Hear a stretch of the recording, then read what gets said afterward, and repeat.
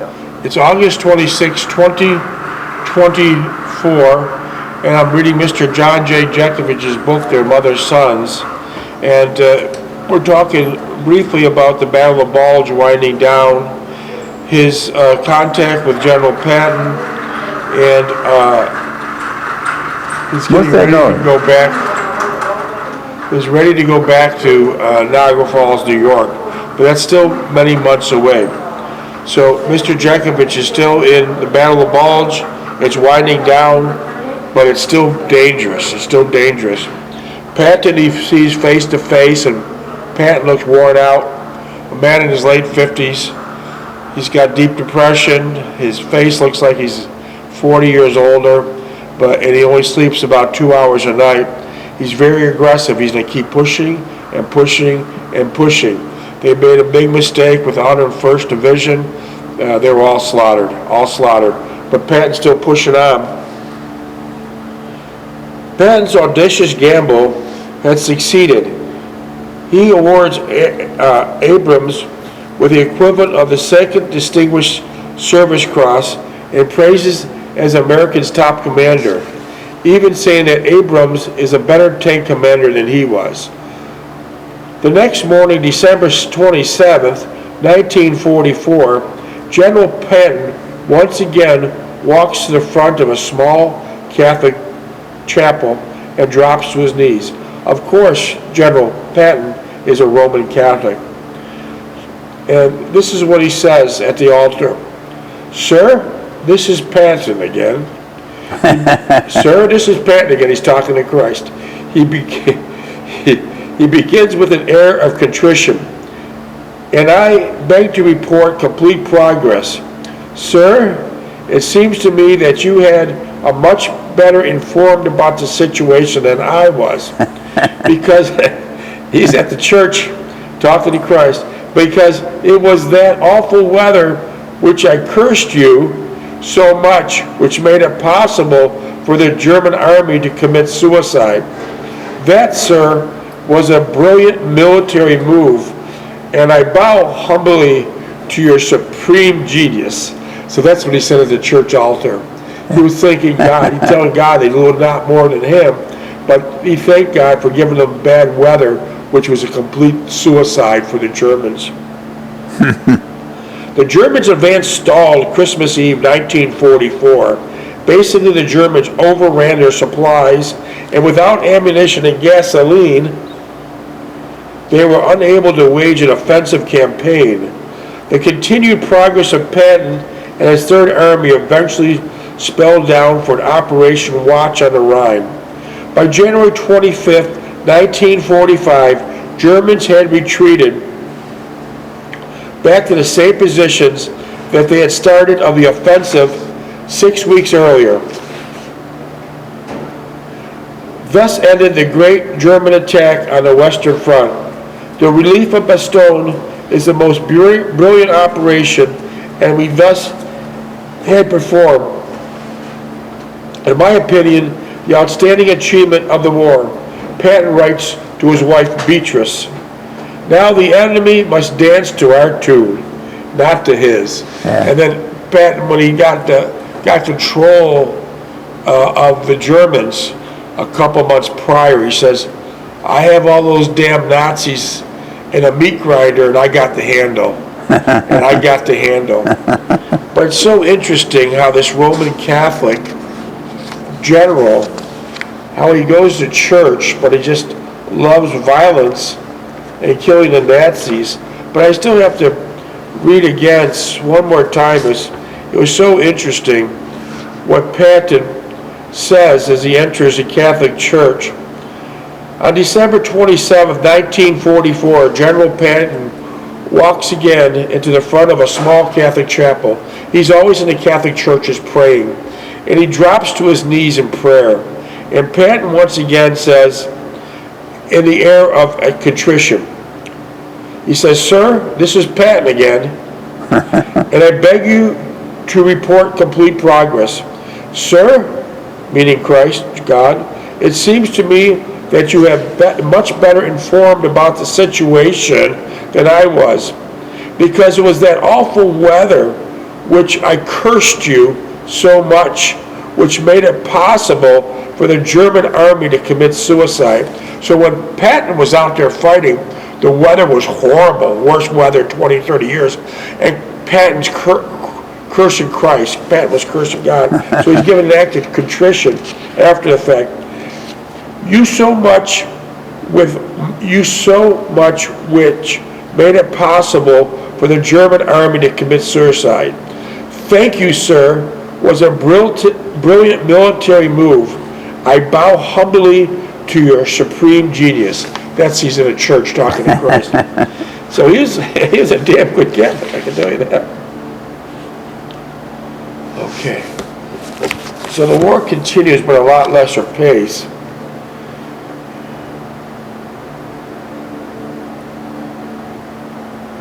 The move to Brandenburg was primarily for the rest and rehabilitation, and then after a few days, taken over to security and military government duties in Westphalia, a town a short distance from Bromberger. Were you taken over to security and military? Were you in the military police at that time? No. We were to pull occupation duty for the next few weeks. It was only a matter of time before the entire division would disband. So many people were put into the processing unit and rotated stateside. How did you get back to the States? Points. How did you get back? Points. No, but how did you physically get from Germany to the United States? Physically. How did you physically? We took a Jeep to the train station, took the train to, what was it, New York or someplace. But wait, did you take a troop ship to get back to the States? Oh yeah, because we were overseas, yeah, that's right, yeah. How was the troop ship going back? 3 months. But coming on a troop ship to Germany or to It was a overhauled luxury liner. Was it as bad as a ship you went to Wales in? Going back, was it equally as bad as a ship? Yeah, it was a remodeled ship made as a troop ship. Okay. They bunked 5 guys up. Yeah. Awful smell? Yeah. We were to pull occupation duty for the next few weeks. It was only a matter of time before the entire division disbanded, as so many people putting processing units at the rotating stateside. Some, like the squad platoon, being newer replacements, would pull out and assign further into Germany, staying a year or longer as occupational troops. So after the war winded down, there was a lot of young draftees that never really seen the war, but they'd stay in Germany for a year to keep an eye on it. Yeah, occupation. Occupational. Was there much problem after the war during the year of occupation of Germany? Occupation of Germany? Was there many problems with still? No, the Germans were quiet because they got the Americans there. The Americans liberated them. Okay. They couldn't squabble about that. Soon, like my squad platoon, being newer replacements, were pulled out and assigned for further into Germany, staying a year or longer as occupational troops. As for me, my rotation points were in the mid-range.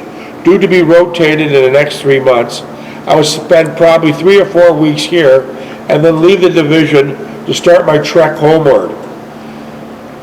I enjoyed my final stay with the division in Westphalia, mostly for the rapport which we had developed in the squad and not for any great attachment for the division itself.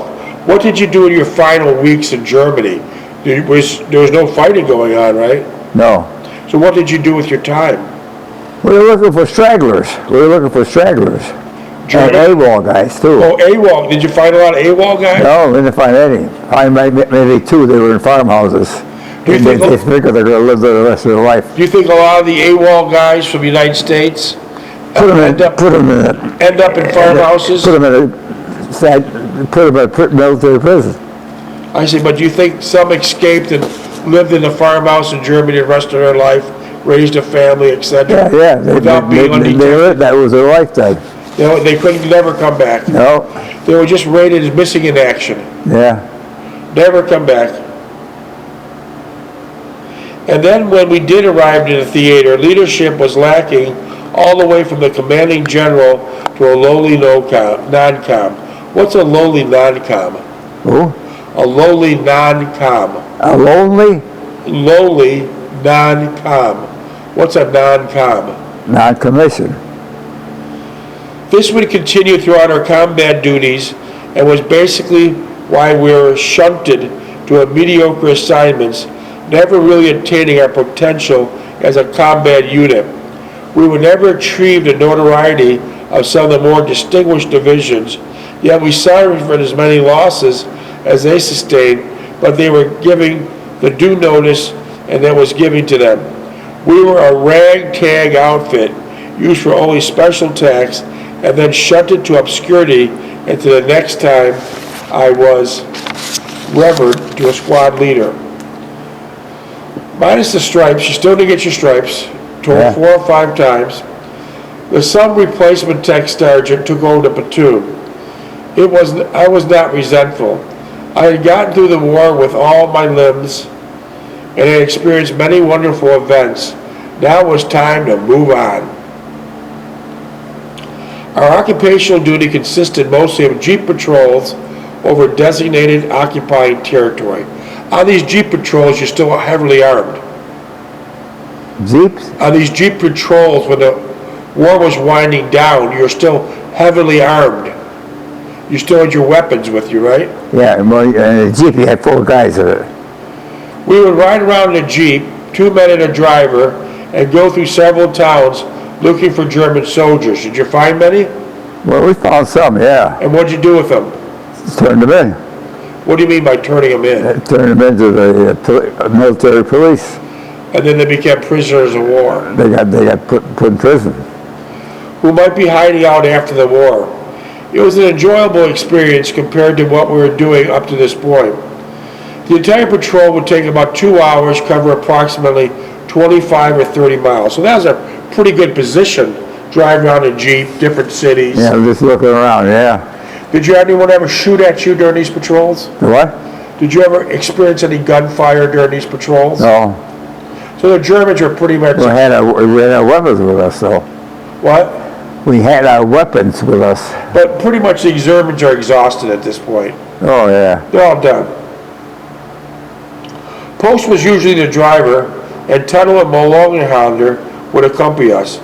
We were still in a state of euphoria at the thought of the war being Post over. was dead by then. Post wasn't with us that day. It said right here, Post was usually the driver.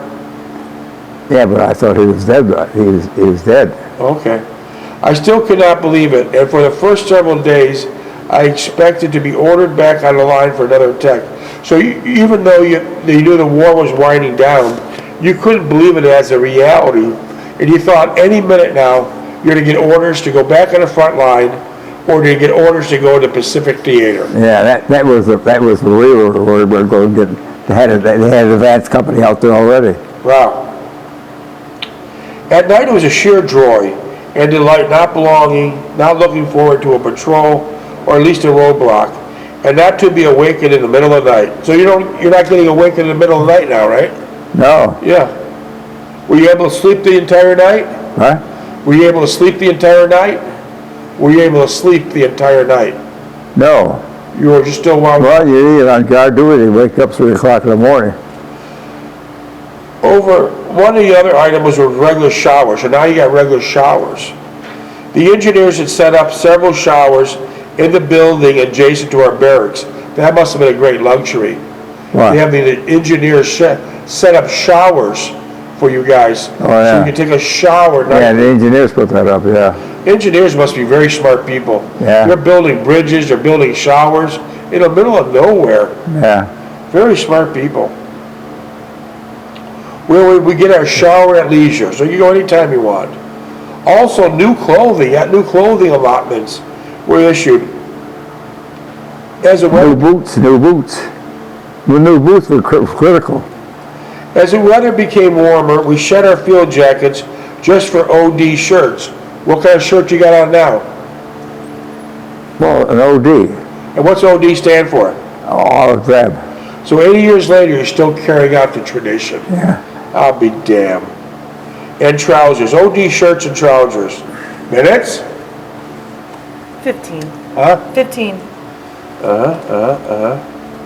Where the hell did I leave off here? Where the hell did I leave off? Wait a minute, I was just reading about the OD shirts and trousers. Let me find that.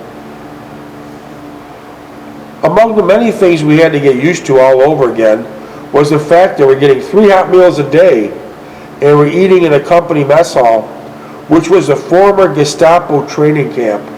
Wow, your mess hall now was a former Gestapo training camp. We didn't touch on that, but did you run across many Gestapo?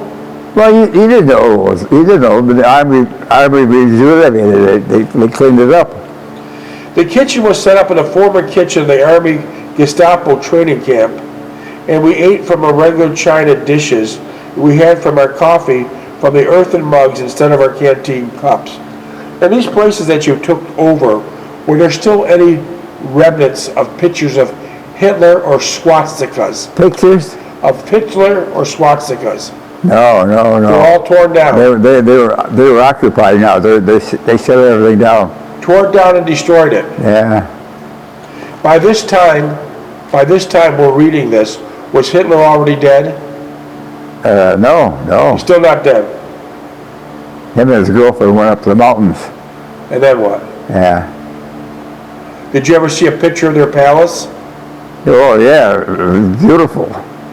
Everything was... And you got a lot of loot up there, a lot of picture frames, a lot of pictures and everything else. Millions and probably billions of dollars worth of French art they stole. Yeah. They're still recovering it today.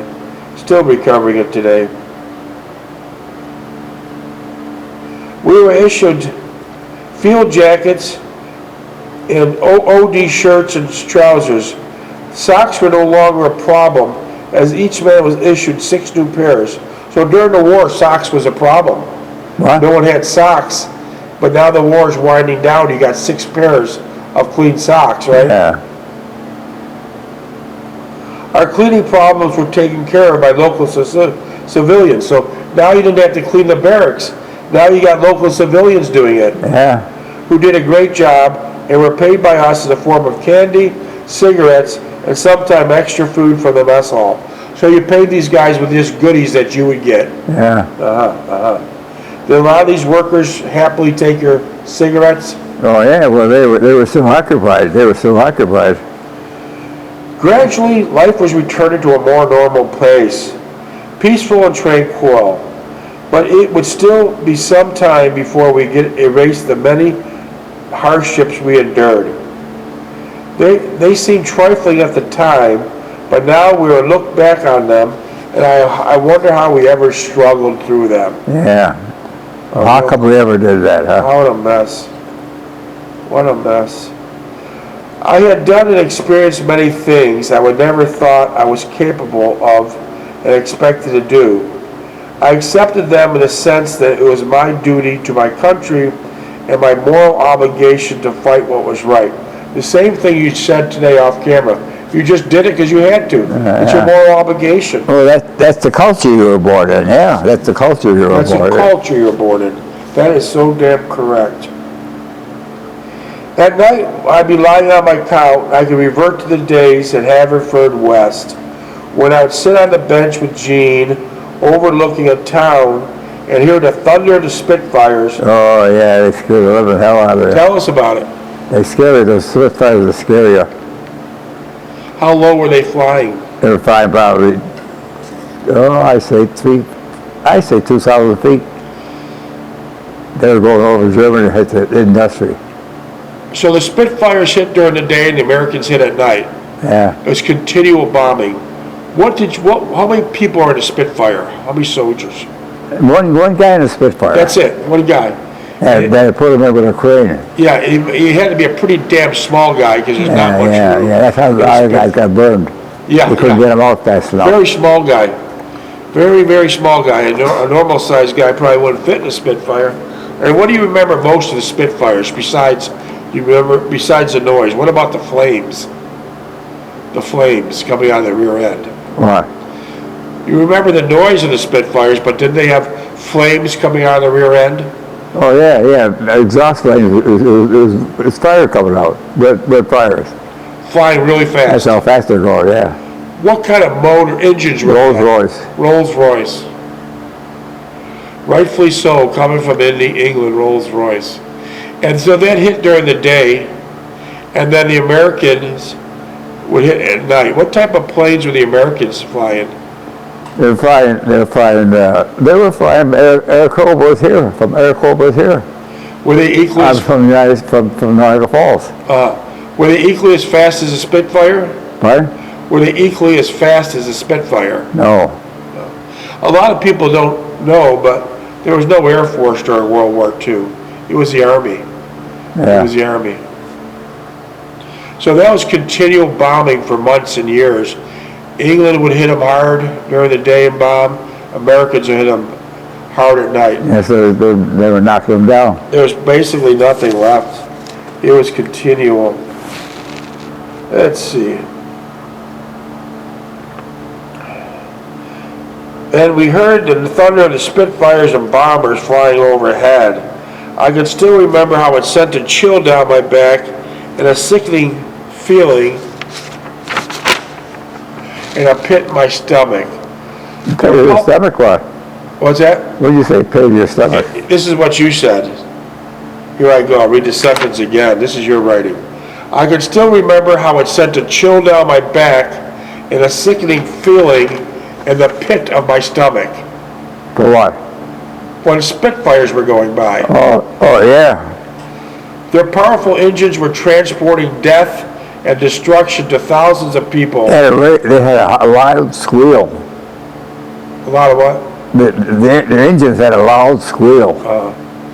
Destruction to thousands of people, and I'd soon be part of that scenario, offering my minute contribution. Combat was like nothing I expected or imagined. Combat was mostly fluid, right? Yeah. I thought it would be, I thought it would be one continuous fight, and you would either killed or wounded, either you'd be killed or wounded. Instead, some of it was dull, monotonous drudging through the snow, and to your feet felt like lead weights.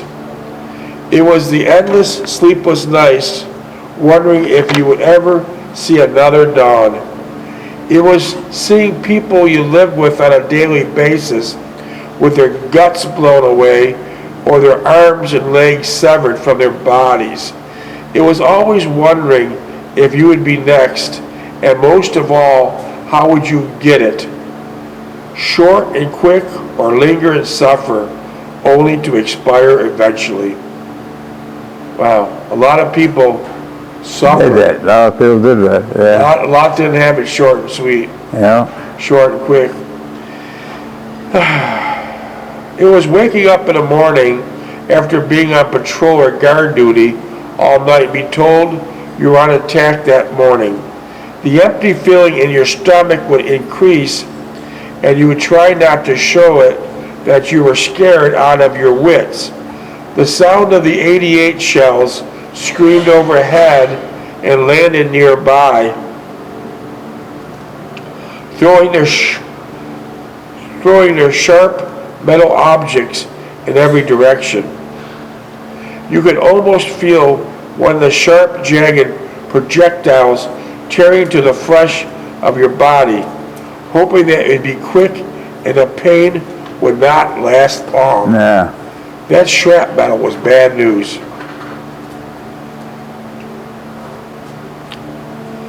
I was knowing that if you survived today, by some miracle, there was always tomorrow, and you would do the same thing all over again. It was like a dream in a dream, and you had no control of your destiny. This was the way combat was, waiting for the enemy, hearing them come, and the rest is out of your control. The only weapon you really have is yourself, and to survive war, you must be warlike to know what it means to kill someone and have his blood on your hands. At 19 or 20-year-old, put in combat environment, you could legally experience something you would never be able to duplicate. And in experiencing that, he would never be the same again for it.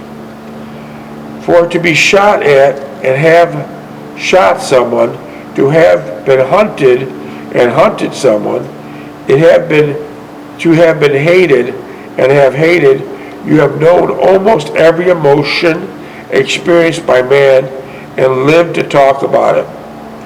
From a high of an upcoming engagement to a mourning of a fallen comrade, you have lived through the spectrum of emotion, and you finally realize that the closer you come to death, the more you appreciate it. There's one more instilling process in the combat environment, is that there's a brotherhood. How you feel about one another is that constant that is intertwined between brothers in arms and having one purpose, and one purpose alone, not to let another down and to do the job to the best of your ability. It's almost akin to a family relationship that certainly you depend on one another to survive, and that your buddy may save your life at any time. Remember all the little things you did in combat area, looking after someone's K rations, giving someone your extra dry socks, or pulling someone behind a rock when he was badly wounded to keep him out of a line of fire. I would miss this most of all, for as the years went by and the memories of the war gradually faded, that one outstanding attribute that endured was the kinship to the brotherhood. This submersiveness to one another. Remember that movie, Band of Brothers? Similar to that, you're saying, yeah. Yeah. This all seeking the desire to be one. Renee had this great ability to serve others without rearward or concession. It was never evident in my early life, and it so impressed me that I came in contact with it in combat. 2 minutes. Seeing it manifested under the most trying, formidable existence and circumstances. I recalled the placard I had seen on the desk of a Ranger Colonel one night while waiting to go on patrol. His placard read, "War is hours of boredom and minutes of sheer hell." So you never forgot that placard. No. Do you remember seeing that? No. His placard said, "War is hours of boredom and minutes of sheer hell." Do you want to elaborate on that? Well, Elaborate on it. Elaborate on the boredom. you like the boredom, Yeah. but then you figure you're in a boredom and you're going to get whacked the next day. How did this woman take me? You 30 more seconds. But how did the placard, was it sitting on his colonel's desk? 1 minute. What? Was the colonel's placard sitting on his desk? What he said, the colonel said that war is hours of boredom and the minutes of sheer hell. Do you remember seeing that placard? Yeah. What did you like best? Haverford West or Owensboro, Kentucky? Haverford West of Owensboro, Kentucky. What areas did you like best? Owensboro, Kentucky. Peace there too, right? Huh? There was total peace there, no war of any type. Yeah. No Spitfires. Peaceful, yeah. Very peaceful. So what else would you have to say? We only have about 30 seconds left. We're winding down. If they have any questions for Mr. John J. Jeckovich, Well, did I impress this woman here? very much so. 5-star. Because she's here. 5-star. 5-star. So if you have any text questions, Who's over there? text us Mr. John Jeckovich at 407-366